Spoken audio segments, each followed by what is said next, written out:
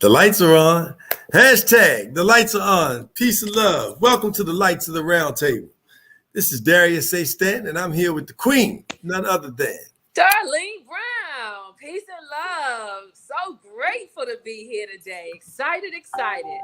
And of course, we are here with none other than King MJ in the building. It's good to be here as always. I love my peeps. I love what we're about to talk about. I love I love how we start our conversations and how we get into what we're going to do. So, and really recognizing our value. That's really what came out of our production meeting, our value of what we bring to the table.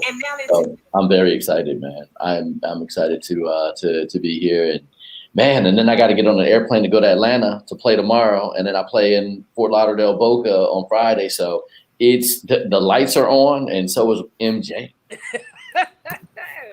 I know that's right. Yeah, we're looking forward to it, and we actually, speaking of being on, we have a big announcement to make today about where we're gonna be going on. And don't forget the dog. And the dog is on. We live, baby. Hey, the lights are on, baby. The dog is on, no doubt.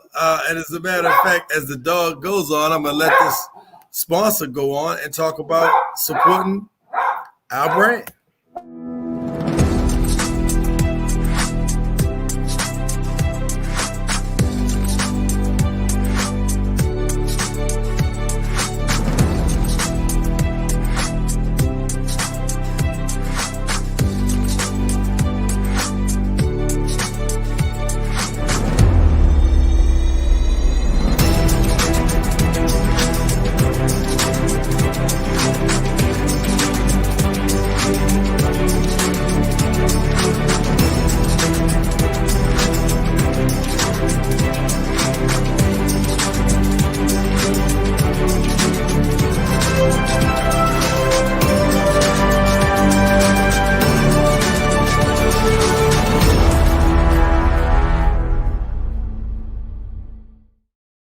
No doubt about it, and we are back with the Lights of the Round Table. I'm Darius A. with Darlene Brown and MJ, and we are on our way. And now that MJ is playing again, well, that means that we are open, we're out there, we're doing it, not without a whole lot of, protection and making sure that we're at another level. Exactly. Right.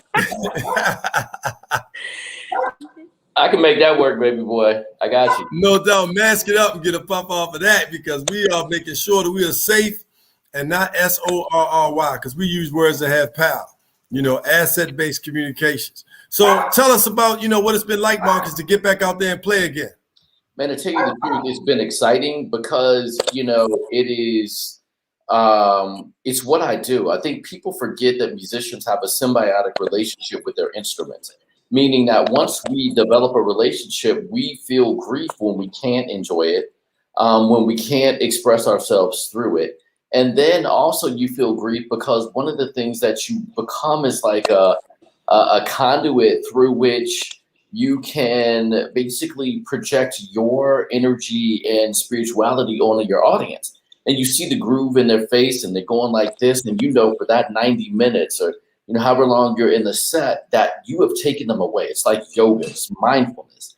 And you miss that because, we get used to almost being, musical healers. I mean, I always say, this, that I don't believe that I'm in the music industry, that I believe that I am in the therapy industry. And I believe that all artists are in the therapy industry, in that our stuff is used to make things better. They're lifestyle enhancement tools.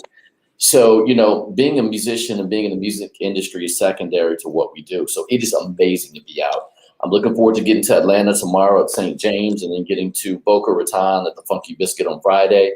I'm at Blues Alley at National Press Club next Friday. Next Thursday, I'm in Baltimore at Keystone Corner. The week after that, I'm in, New York. And then I fly from New York to South Carolina for our event. And then it's on. It is on and popping. So I'm here, I have this, and I'm ready to get back out and spread, use my platform to spread our word. Oh, King, I don't think we can hear you. Speaking of spreading, spreading the word, tell them where you are right now, so we can spread the word on this new space. Man, if you can put at the gathering spot in the chat, I'm kind of limited where I am right now. It is a new concept or newer concept started in Atlanta by a gentleman. His name is Ryan. He was another Georgetown law graduate. And so basically what you have is, Ryan Wilson.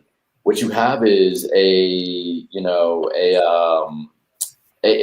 kind of club core for African Americans. You walk in, there's a dining room where you can meet and greet. You can have meetings. They have, I think they have a meeting tonight with the senator from DC. It's a place that we're actually actively engaging with them to do one of our dinner sips and sounds. And if I built a flow lounge, this is what it would look like. But then you come up to the fourth floor and you have meeting space, working space. I'm looking out here right now, and there's a projector in one room where somebody's getting ready for a presentation for a $15 million seed round that they're working on, and then tables and meeting tables across and conference rooms down here. So again, it's very unique in that it is created by an African American and for African Americans. So I joined when I was on a panel with Ryan, and it's something that if you're in Atlanta and or DC, and soon it'll be in Los Angeles and Chicago, it is a WeWork for African Americans where you are having dinner, networking and meeting, and have a place to support your own and to be able to say, this is ours in a 12-person conference room as you close your $50 million, $100 million, $1 billion deal. That's all I'm saying. Nice. It's called At the Gathering Spot. Okay. Yeah, absolutely. Check it out, man. It is. I'm proud. I'm proud to be a member here. I'm proud to be here. It's my second day here. I have my business manager meeting me with our our event design specialist from L2 Consulting, Latoya Lewis. She's award winning. We're having dinner and we're talking about our Love and Jazz weekend that we're doing with Sheila Johnson at Salamander. Again, think about that platform. African American woman business manager, African American woman event design specialist, me working with the African American woman who owns her own series of resorts, us being African American business people, me being an African American business person, doing what we do. That is it. We're doing it. I think part of our issue nowadays, and even when we talk about the stuff that we do, is the fact that we don't recognize that it's here. The reason that we are experiencing other people's insecurities is because they know more than we do that we're already here. We need to recognize it. Yes. Don't on that one. Hey. Boom, boom. Yes. Ooh. Darius, you are cutting off. You're cutting off your phone because your dog is trying to take over. Yeah, normally, I guess it's the first thing. He's on a schedule, right? So our schedules normally is in the morning. So he like in the evening, I can do what I want to do because you are. It's my time now, Slim. No doubt about it. But I think that it kind of this is important for us to do what it is that we're doing right now, as any time in the history of the world where we need to be bold for good, and that we need to be able to highlight what is happening and not focus on what's not happening. Today, we're going to throw into the mix a host of things that are transpiring. Gotta shout out and credit these powerful young African women of African descent, and Naomi Osaka and Simone Biles for taking a stand, for just saying, hey, at this moment, I'm going to take care of me, and how that vulnerability is such a strength and a power. And then what peril people face for not going along with what everybody else wants you to go along with. Imagine doing something that nobody else can do, has been proven to do in the world. at least on that stage, right? Okay, because we know that there's always somebody that can do something that maybe may not make the big stage, but they're doing it on their own stage to whatever extent. And you want me to go risk my life for what? One day for the rest of my life. And so we're going to talk about that. We're also going to talk about what's transpiring right now in our beloved hip hop. How we are in one place and state of mind where, it's okay for us to disrespect ourselves, disrespect our women, talk about killing each other. But anytime we talk about anything that does not have anything to do with us or, harming somebody else, then we there's a problem. It's okay to talk about harming ourselves. But when you talk about harming someone that looks like other than us, and when I say us, let me be very clear. I'm speaking of people of African descent, Alkabulans, people who you can call dark-skinned, brown, black. You can call it. You can shape it how you want. You could also describe it as humane, HUEMANE, which speaks to the hue in our skin. But how we are impacted when we talk about ourselves, and the backlash is so few and far between. As a matter of fact, it's promoted, celebrated, it'll go viral just like that. But if we say something about somebody else, then they want it to be shut down, cut off, lose all your celebrity status, take your work from you, and really put you in a position or make you think you got to be in a position to snatch back. And of course, we got to deal with our health, and how we can focus what we're doing in terms of our light and living and just breathing with all of the stress and the pressure that mental health is causing us, and how it's impacting, suicide to continue to rise and be even more prevalent in our society than homicide. That's what's happening today on the Lights of the Round Table. And we are excited about being here with you. If you like what you hear or like what you see, please do not hesitate to put hashtag lights. The lights are on. And also go to our YouTube channel, because we are, subscribing and putting a lot of information out there. We're on YouTube, go to our website, and don't forget to like and share. So, Darlene. Yes. As we are, getting ready, Marcus slid something under the rug real quick. He talked about, all the places he's going. We're going to say this real quick, and then at the end of the show, we're going to make this special announcement. But they're coming up on the 21st and 22nd. We're going to be in South Carolina, Myrtle Beach, the 27th Annual Humanities Festival, sponsored by the United Nations local chapter there in South Carolina. How excited are you to be on Myrtle Beach? And being able to listen to jazz on the beach with Marcus Johnson performing, and being on the set as the host for the day for the Lights of the Round Table. Come on, don't you see me illuminating the light? I am super excited. First, you know how I feel about the beach, the ocean. I live for the ocean and the sun. And so I am so excited and so honored that we are going to be there as hosts for this amazing event. And of course, who is going to be performing there? Is who going to be performing there? I believe it's our MJ, right? I will be there. Absolutely. So listen, if you are in Myrtle Beach, or if you're not, why don't you come and join us, right? It's August 20th through the 22nd in South Carolina, Myrtle Beach. Hey, it's not too late for you to join us there. Get our tickets. You'll be able to meet us in person. You'll be able to see us do some on-camera things. And you will be able to hear none other than MJ, who I'm excited myself to be able to hear in person, because I haven't heard him in person in a minute. Well, I got you too. Don't worry about that. Yes. Super excited. So looking forward to it. It's an exciting time for us on the Lights of the Round Table. Up and away. That's how we going, just like that, As a matter of fact, we're gonna take our magic carpet down there, so we'll see you on that magic carpet ride. That's right. We're definitely excited about that. So yes, you'll hear more about that. The 27th Annual South Carolina Humanities Festival, taking place in historic North Myrtle Beach, which is actually called none other than Atlantic Beach, which was formerly known as the Vegetarian Circuit. No, I'm just joking. They called it the Chitlin Circuit. The Vegetarian Circuit.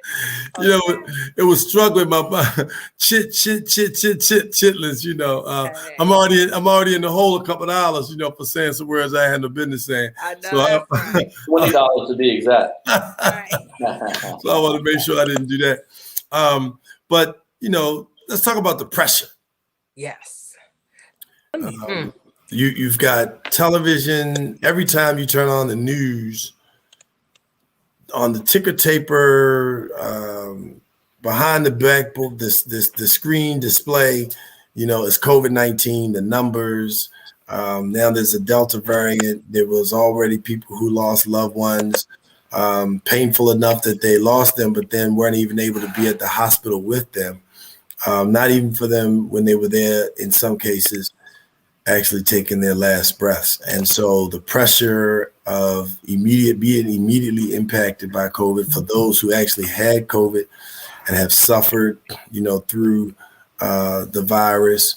And then those who had, you know, who decided that they thought they were okay, so they didn't mask anymore. They told them not to mask anymore, and they ended up with the virus anyway. And then those who didn't make it, you know, after being vaccinated and lost their lives. You know, see a lot of different spectrums. But one of the things that we know is that there's a lot of pressure. We're still fighting the battle. We went to Ocean City, Maryland 2 weeks ago and marched on the boardwalk, met with the mayor in the city of Ocean City about the young men who were beaten by the police as a result of using a vape. And so it turned into, you know, being kneed several times, arrested, another young man tased. And so, you know, you've got people being arrested in the District of Columbia for the right to vote in 2021. So when you're seeing all these things happening and all of this pressure to still perform in the midst of all these things, you know, MJ, how proud were you when you saw those sisters take the stand to take care of themselves, when you understand from being, you know, in the spotlight in front of thousands of people and what it's like to have to continue to show up because people are waiting for you? You know, you just mentioned all of those shows you have.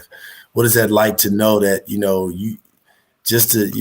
people are waiting and depending on you to be there? And sometimes, you know, you have to say, I got to take care of myself. I mean, you know, I've been very vocal about the fact that in December of 2018, I had an anxiety attack on stage and thought I was dying of a heart attack and was rushed to Mercy Hospital in Atlanta.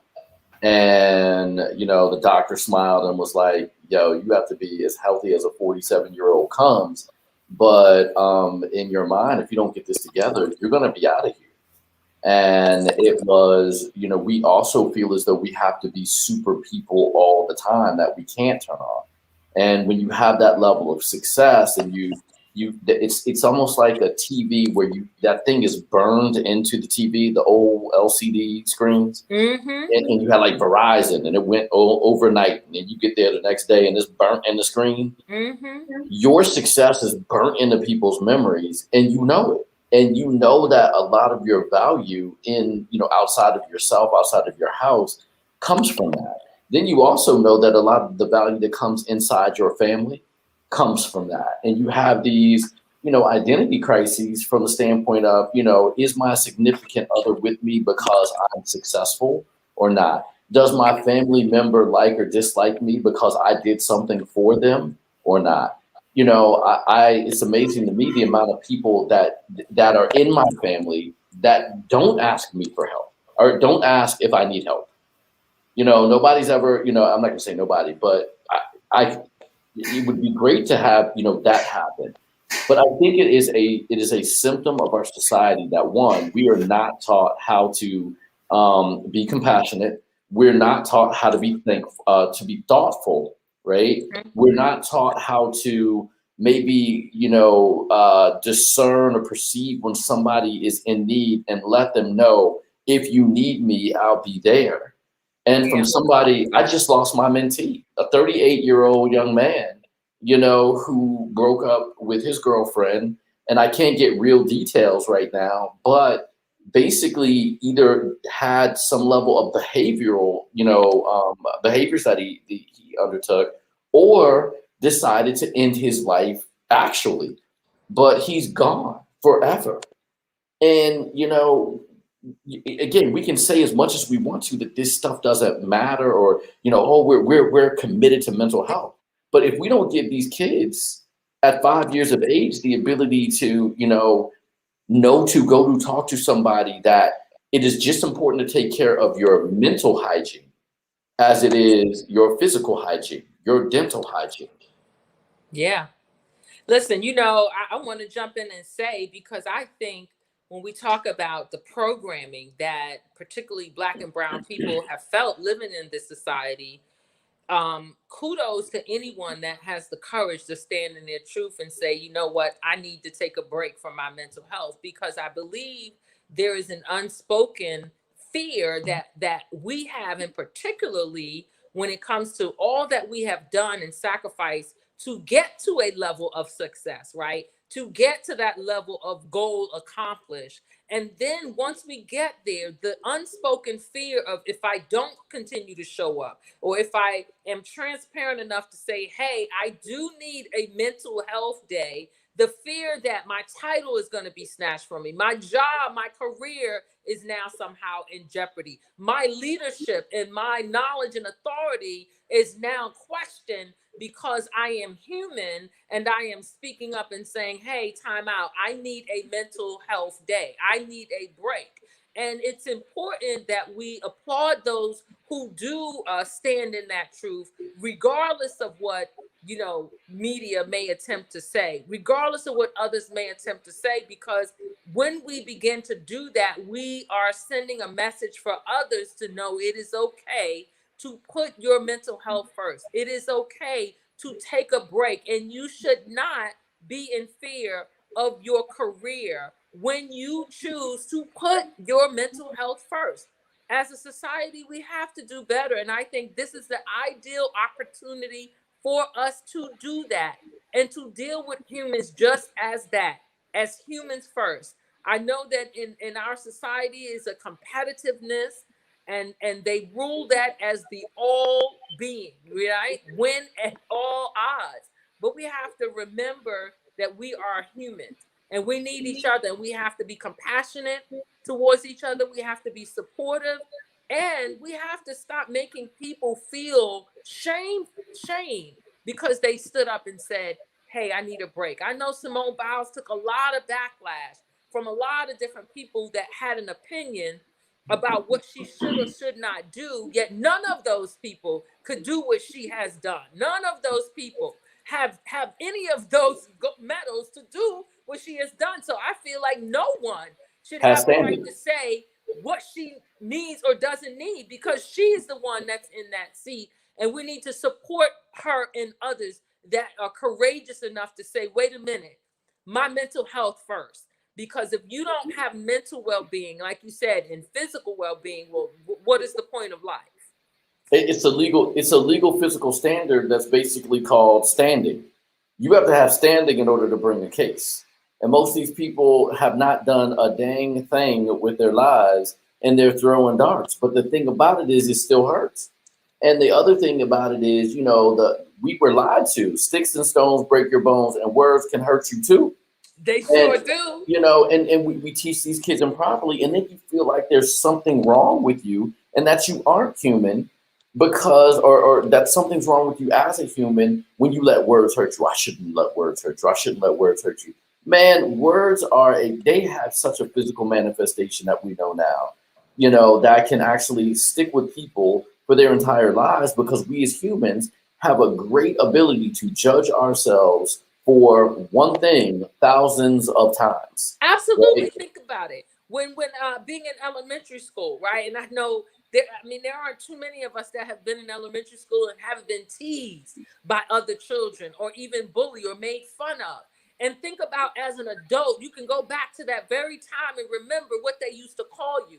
It's because words do matter. We speak about that on this show, the power of the spoken word. And so naturally, as a child, when someone has repetitively demeaned you with words, and it has hurt you, it has impacted you, right?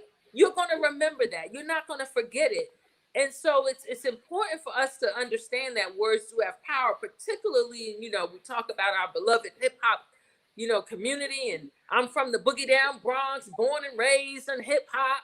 And I remember when hip hop was, really a test of your lyrical ability, right? With a human beatbox. Let me see how creative you are with coming up with words, almost like poetry, right?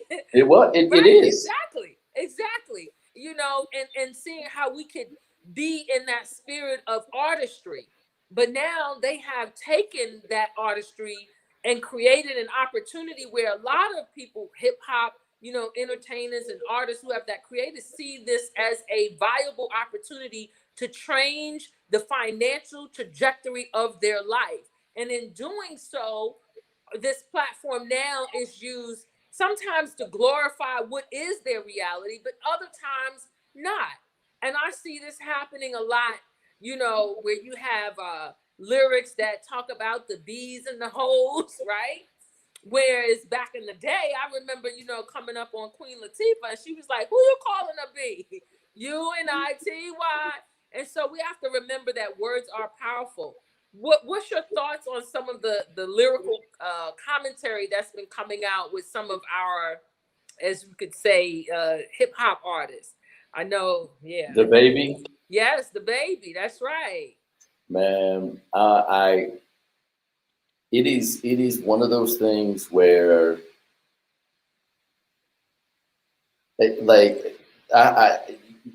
I'm rarely speechless, right? But one,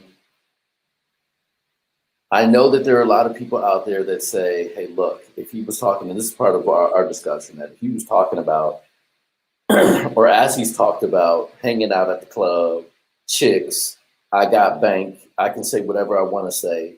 We didn't say anything. And yet I give my opinion on something, and now you all want to cancel me. Number one, man, I think you have to be very careful in understanding the context within which you work. I think that you have to be very aware of the boundaries that you need to set. And, I have to spend more time in it, but what I heard and saw, could be offensive. And I think that what people are saying, well, if we're not saying anything about African Americans talking about African Americans, then don't say anything about him, making these comments that are offensive to the LGBTQ, plus, community. What I would say is, if they're offended, they're offended. Let's make sure that we speak up to and speak up for the positives that we want in our community. You offended us, and we need you to address this. Absolutely. And I think we always take the negative posture. Well, if you don't say it here, then you can't say it here. Or if this happened here, then this guy should get out of jail here, because it's justice. What we need to make sure of is the fact that we are pushing for justice, because to me, saying that you can't say anything to them because you didn't say anything to us is another form of cancel culture. Exactly. It's not really getting to the real issue. And I know that may be controversial to some, where, hey, well, if they're talking about African-American women, it's okay. If they're talking about, Black men killing each other, it's okay. It's not okay.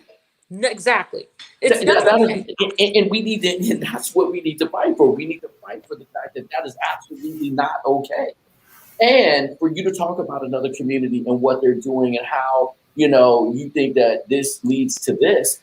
Dude, you didn't back your word. You didn't back up. You didn't have any compassion. You didn't listen until you actually had your money hit.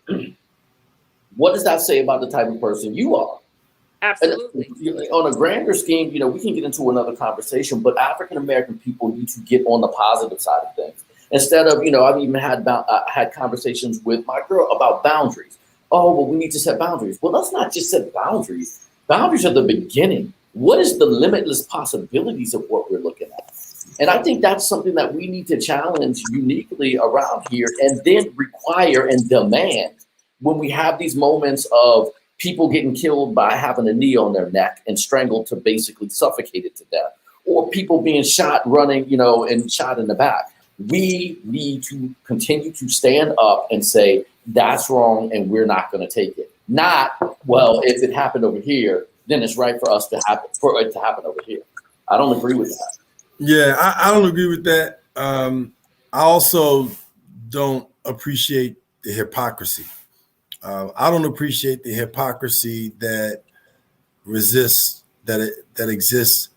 in our own space when we are dying at disproportionate rates. It was never okay for us to talk about shooting each other. They're doing rap battles right now. They got ciphers that are popping up all over the place. They've been there, but 90% of the rap battles that I heard, 95%, I'm gonna take that, in modern day. They talk about how you can use whatever kind of weapon to blow each other's head off. Whoever got the sharpest rhyme about hurting each other. Whoever's the sharpest rhyme about, digging in, joining dozens, whatever it's been called over the years, the continuous push of deficits. We can't afford to live in that, and I'm not, I'm just not in that space where I liken it to substance abuse. It's called increased readiness. People start smoking cigarettes and then they start smoking crack. Nobody just starts smoking crack, right? And so it's never okay for us when we were talking about calling each other or women bees, bitches particularly is the word. A bitch is a female dog. It's not a bad word. It's the connotation put behind it. When we call each other niggas instead of calling each other gods or niggas, or we're understanding where the true word, the origin of the word ignorance and nigger and how it was used, make it okay for us to call each other something that you would punch somebody else in the face for. Just a continuous amount of hypocrisy. And so after we deal with the hypocrisy in our own community, then we have to deal with the hypocrisy outside of our community. And the hypocrisy outside of our community is the fact that you would allow somebody to sing, rap, dance, on a whole lot of negative lyrics about killing, beating, drugging in our community, but you wouldn't do that and allow somebody to say that about your community. You wouldn't allow people to take the dirty things or ugly things or wrong or critical things in your community and continuously spouse that. You wouldn't pay people to do it. You wouldn't make money off of it, but it's okay for you to make money off of us for doing that. And anybody's that's willing to do that. And so the hypocrisy has to stop. You can't say, well, I love to hear this hip hop song that's also about killing, but yet at the same token, I got a problem over here with Lil Baby and being mad at people, because he really, it was a lot impact in his, in what he did. At first he attacked what the young dude did that, was showing graphic images of having sex with men in jail. I think that's Lil Nas, right? Yeah, Lil Nas, right? But that's what it started from that. That's where it started. That's where his commentary, debate. Yeah, it all started from that. Exactly, and the fact that we've got men and that are women being assaulted, every day, sexually assaulted, raped, gangbang in prison, day after day after day. Innocent people, victims, criminals, people who did do things that were dastardly, people who didn't do anything but be at the wrong place at the wrong time and is making the numbers either for whatever police officer was on the beat or for whatever numbers that the federal government promised to pay private institutions. And therefore, they have cases all over the place where judges have been caught being bribed to send people to jail to pad the numbers to make sure that the federal government meets its quota. As it applies to people in prison. We heard Messiah talk about last week the fact that, we went from plantations to prisons on private lands that were previously plantations, and you just continue to move that cycle of slavery. when the 13th Amendment had the punishment clause. And so for me, the hypocrisy in that is unacceptable. And as long as we continue to accept it, which we're here at the round table. So if you support what we're talking about, or you disagree and you think somebody need to come on and challenge us, then bring it on, because we what we talk about 24/7, 365, behind closed doors and front closed doors, live stream, YouTube, Facebook. You can catch Marcus on a few other places and take a puff off of that. Hello, don't you know we are consistent and we are also solution based. So when we are shining the spotlight on these topics, we do so because we live in the real world, but we also are solution oriented, and we like to use our platform here on the Lights of the Round Table to do just that, to share solutions and to share information that would inspire others to shift in their thought process, right? We are not deficit minded. We are abundant minded over here. And so we understand that our thoughts become our words, and our words is what actually drive action. And that shows up in your life, whether you are aware of it or not. And I oftentimes will see, if you're listening to certain types of lyrical content, you really believe that what you are hearing becomes your reality, and that mindset you adopt, and your actions follow behind that. So I think it's critically important. While I am an artist and a poet, and I think people do have the right to their opinions and freedom of speech, I also think that as adults and responsible adults, we should be held accountable to the impact of the words that we use upon others, the impact and the influence. Because as you said, King Marcus, words do hurt, right? Sticks and stones may break my bones, but words do hurt. And Bill, They are long lasting with regard to how I feel about myself. And this is where I go back to the media and how it is programmed. So many of us, from a place of I've got to do everything right. I've got to work 3 times as hard to get to that position I want, to have that title, even with all of the credentials and education and experience. When I get it, now I got to still bust my butt doing 3 times the work for less pay. And now I need a mental health break. I need a day, but I'm afraid if I say something, I'm no longer going to have this position. I'm no longer going to be as the leader that I'm currently seen as, because I just need a mental health break. We've got to change things so that people are supported in being human, because anxiety and trauma is real for everyone. Anyone that is living through this COVID-19 pandemic has experienced what is called a little t trauma. Okay, because life is different than what it was. You've lost loved ones that you didn't get to say goodbye, that you couldn't even go to the funeral, that you couldn't even be there by their bedside while they were in the hospital. You weren't given information properly. That is a trauma that now you're carrying and shapes the way you move forward. So as a society, we've got to do better to heal, to have compassion, to have this type of honest dialogue so we can do better. And it really, where I'm going to go. It starts in the mirror. Yes, it does. And it starts with, again, going deeper. And, we use these acronyms over and over again. And I think people, they hear them, but maybe they'll hear it. Like, how do you see yourself? What is your dream about yourself? Are you engaged in the going deeper process? Are you going to get the books? Are you looking online and doing Google searches? You'll do Amazon searches for that, thing that you need to have delivered to your doorstep that you don't need, but are you looking for a book or an Audible book that can help you through, how to be an adult in relationships, spiritual gifts from a broken childhood, things like that will help you grow, the Sabbath. And then, who do you have around you? Who's your environment? And are you getting rid of those people in your environment that are holding you back? Not the people that are just challenging you, but the people that are actually negative. And if somebody's not blowing wind in your sails, they're blowing wind against your sails, you need to remove them or remove your ship from that way. And then what is your plan? And and then execute and reflect, going deeper. But man, people, we have been taught that life is like some magical thing that just happens. You're born, you magically grow up without work, you magically get a beach body without doing any work. You get sick, there's supposed to be a pill that takes care of everything, or a vaccine that takes care of everything. You don't need to use a mask because, I mean, you have freedoms, but your freedom is a theoretical thing, whereas a virus that you can't see is a deadly thing. You know what I mean? And then so, we have a disconnection between what it really is and takes to be human. We say we're humans, but we don't even understand. We're not even taught.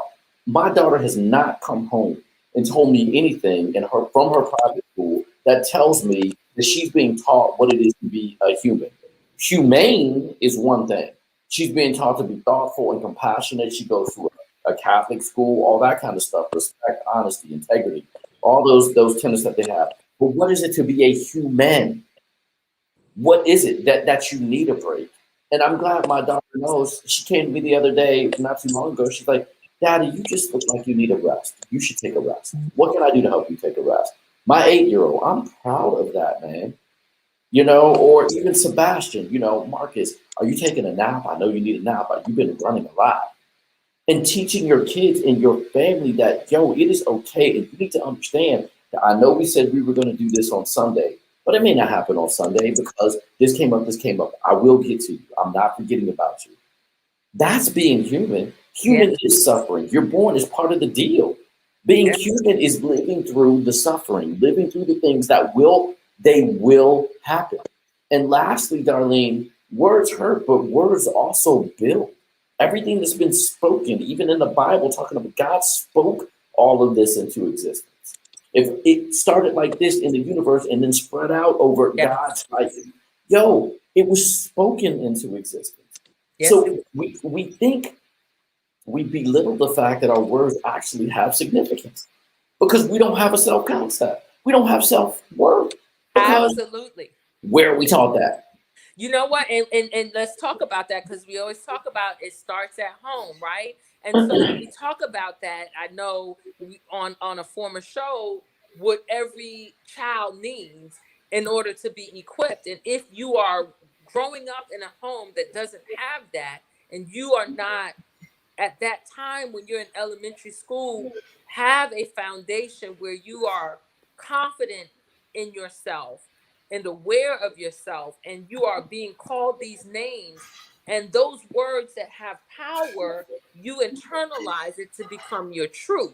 And if you don't have anyone in your home to counter that, to say that is not who you are, and how to deal and process with those words and how it feels, then you can become a teenager or an adult with that rooted in you, in your subconscious, really believing that you are that which you were called.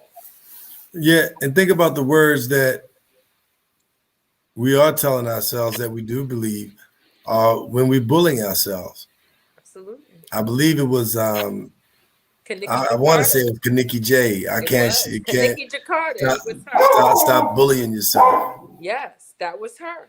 I mean, and it's real interesting. I had a conversation, and we were teasing, but I had a conversation, with Lem, and we were talking about something, and she's like, "Oh, so you think you're the man?" And I said, "Sweetie, just like I think you're the woman, I absolutely think I know I'm the man." There you go. Right. So you can take that, and Marcus is arrogant. I don't care what you think. If you need something from me, I bet you can call me, and if I say I'm going to do it, I'm going to do it. That's what you need to worry about, not whether or not I think I'm the man. You better hope when you call me for the thing that you need me to do, that I know I'm the man. Yeah. Right? If you don't want the doctor that's like, well, I think I can, like that commercial, well, I think you'll be okay. You want the doctor that's like, yo, get her on the table so we can knock this out. And I was playing golf with Chase not too long ago. And she's out and she's hitting. And I'm like, oh my God, baby, that's so great. Look at your form. Keep that. Remember this. And I'm in the middle of walking to get her bag, because I'm a caddying for her. And she's like, Daddy, the way that you speak to me is just so good for my confidence. It makes me hit the ball better. Done. It's done. All you have to do is seed into your kids, seed into the community. Those kids at First Tee that I mentor as well, they look at, I'm Coach Marcus. I'm not going to tell them what you think you are. That no, I want you to show me what you are. Yes. Young, gifted, and black. Speaking of showing what we are, one of our sponsors, the Life magazine, has a summer promo. And you talking about pushing people that push people, that's the Life magazine. So check it out. We'll be right back with the lights are on.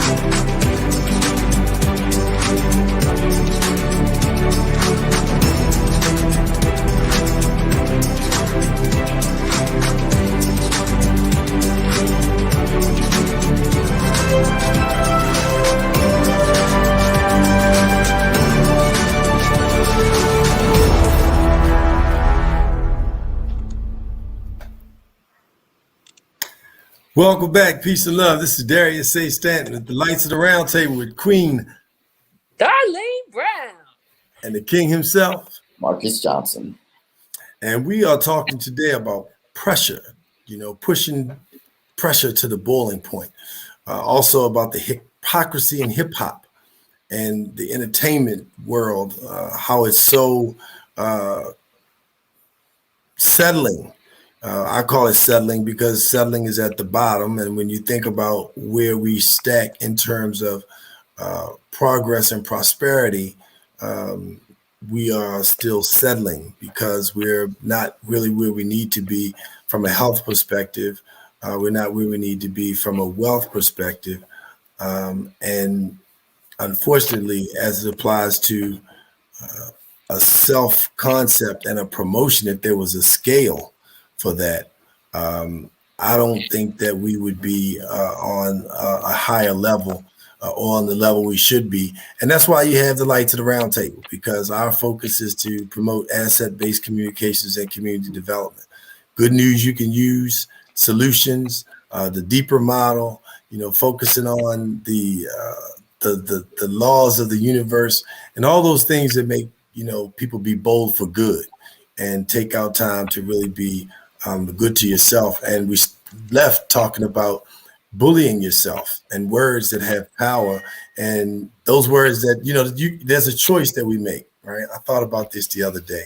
I could tell myself, oh man, you got to do this. You're not going to be able to do that. They're not going to listen to you. I could tell myself, I'm going to get it all done. They're going to make, they're going to do what they're going to go with this project. They're going to support this initiative. We're going to raise the money we need to help these children. We're going to be able to make sure that these people are healthy and strong. We have a choice as to which direction we go in. And a big part of that comes from, as Darlene talked about, and we talk about always on the show, and that is what Marcus just illustrated, his daughter. He breathed success into her. She reciprocated it, acknowledged it, and then said, Daddy, you know what? It makes me hit better when you talk to me like that. That's it, right? Yeah. So just think, when we talk to ourselves better, we behave and produce more. But when we beat ourselves up and bully ourselves, we sometimes think that we trained that you're supposed to react in a certain way. But really, the statistics show that the most winningest sports, NFL, NBA, college, Division I coaches were all positive motivators. That's the majority of people enjoy to being motivated versus not. And so we want to encourage you not to bully yourself, but to love on yourself, push yourself, promote yourself, and continue to encourage yourself. In our last 10 minutes of the show, we're going to do two things. One, we're going to be able to get into what can be done. What can you do?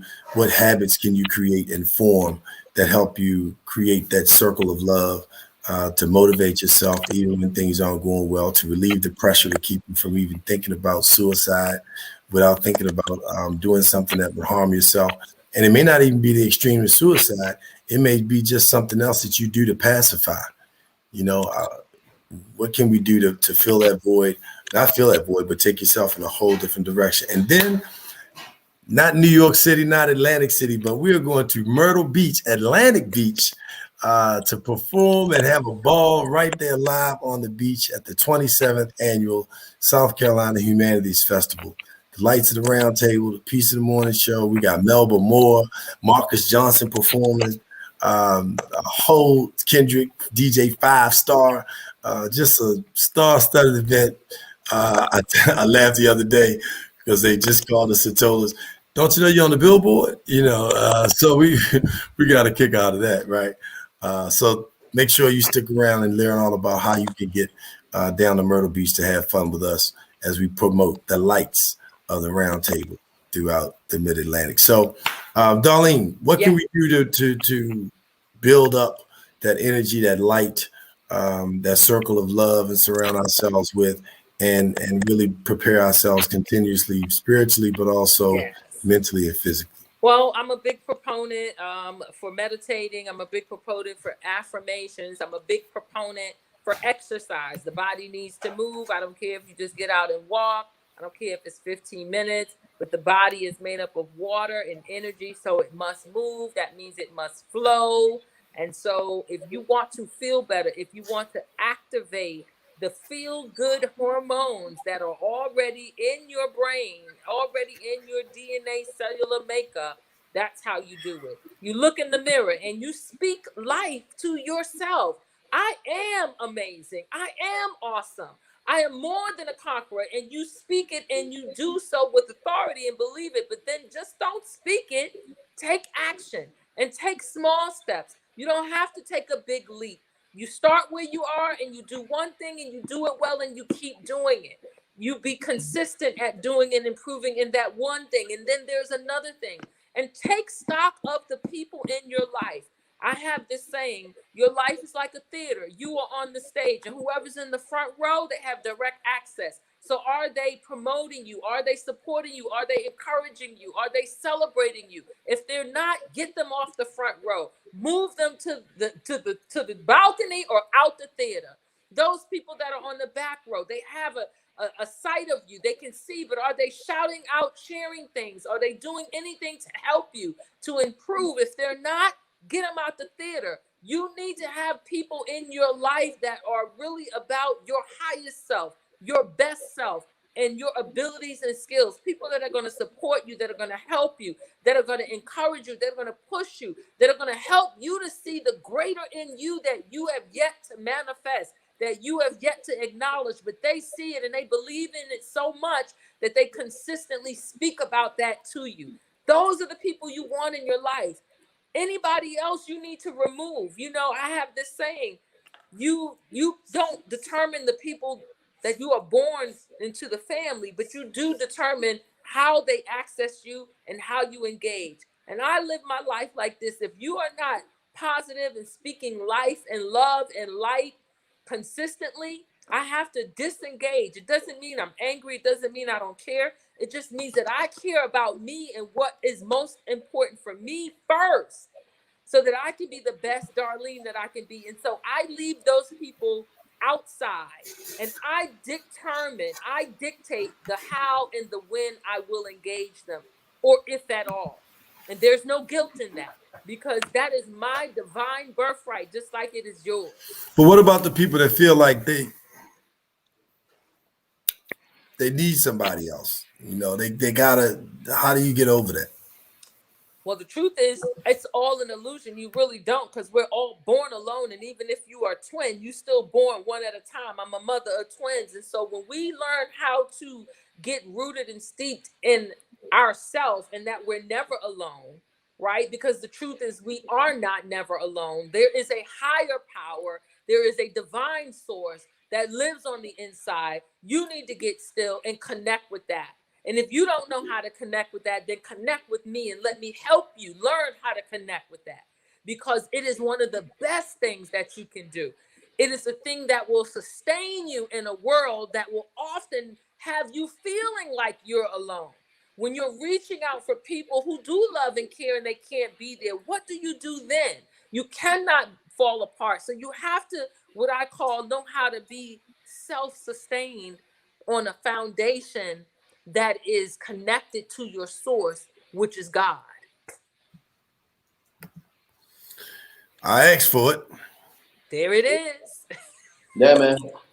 And I mean, honestly, to tell you the truth, the only thing I can really add to what Darlene said, because I believe in all of it, and it really aligns. Again, I use my acronym: deeper, dream, engage, environment, plan, execute, reflect. But make sure you bring your enjoyment along to everything that you do. I think that many of us are taught that we should let people see us happy. Maybe we shouldn't, but that doesn't mean that we can't be happy on the things that we're doing. And how do you get to a place where, well, how can I feel better about myself? Set 30 days. And if you start today and start telling yourself, one, this first 7 days, let's say, or 10 days, hey, look, I am going to do things that are going to make me happy. That's it. I have the ability to realize my dreams. And then in the second 10 days, you actually start moving and you get to a point where you start acting as though you deserve those things.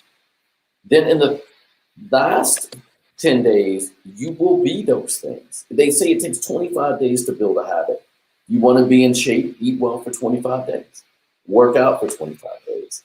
If you want to be smarter in a particular subject, work on it 1 hour a day. You can learn how to play the piano in a matter of a few months. If you work on it 1 hour a day, just dedicate 1 hour a day.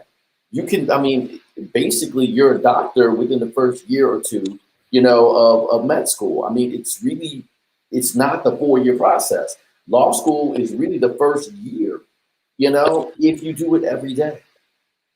Commit to yourself. You owe it to yourself to set whatever crazy dream you have right here. And then develop your plan on what you're going to do from here that will get you closer and closer and closer. And you may not get here. You may actually get all the way over here, which is great. You may only get here. But the thing is, you will see the growth if you document it. But man, it is a pattern. You owe it to yourself to have healthy patterns. Get up tomorrow and say, I am going to eat healthy. So when there's a chance to get a Reese's peanut butter cup, and I say that because that is my nemesis along with Kit Kat, I have the choice to say no.